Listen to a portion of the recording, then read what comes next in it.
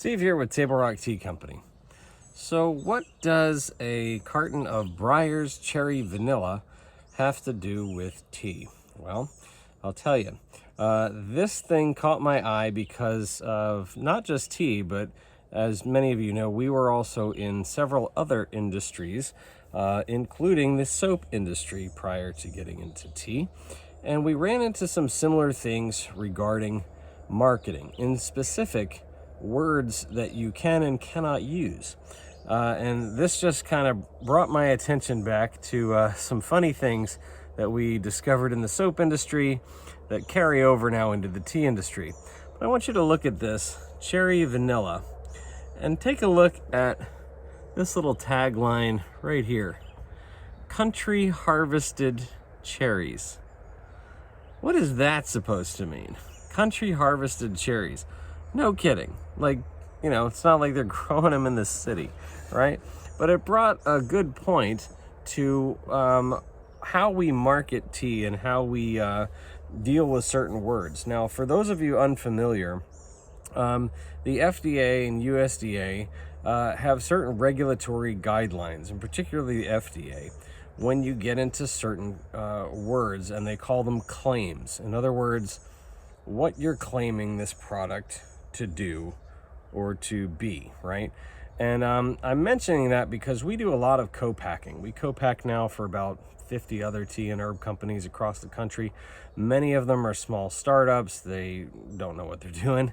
And so they kind of start in.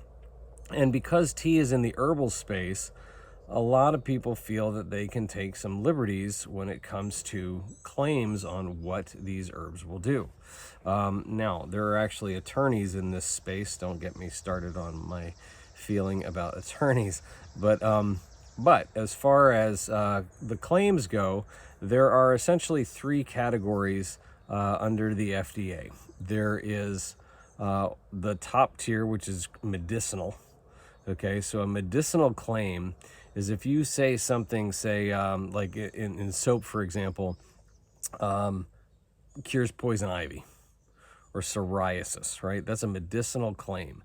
That has certain hoops and guidelines that you have to jump through to be able to say that about a product. And if you don't, you're going to get in trouble. The second tier is what they call cosmetic claim.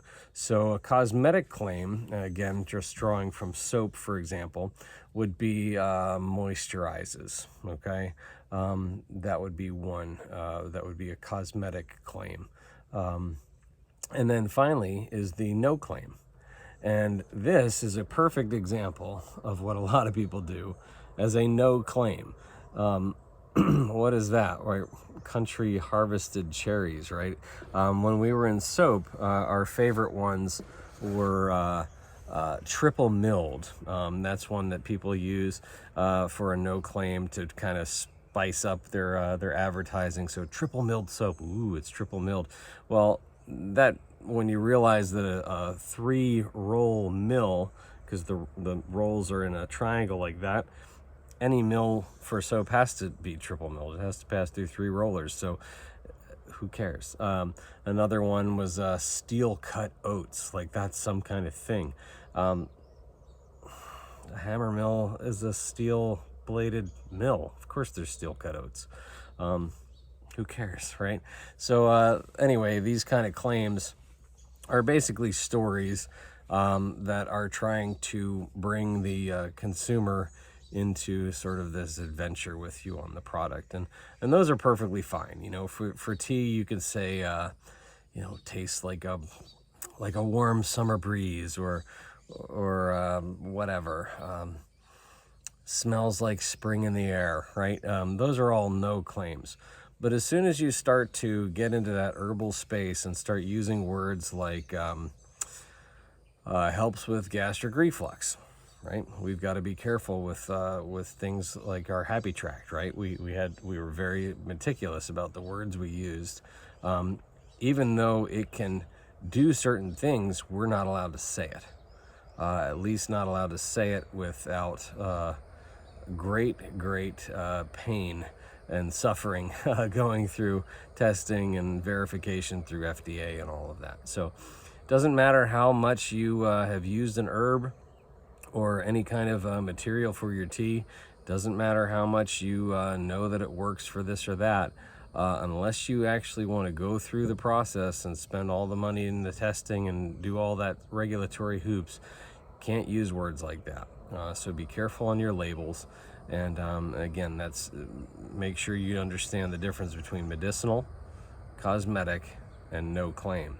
And my suggestion to you is to stay in that safe zone of no claim, because that's going to be your easiest path of least resistance, and the least pain for everybody. So hopefully that helps if you're new in this world, to try to get a business going. Just be careful of your labels. And again, there are actually label coaches that you can hire. But if you stick to no claim, you should be pretty safe. So hopefully that helps you a little bit. Thanks for watching. Stay tuned to see what else is brewing here at Table Rock Tea Company.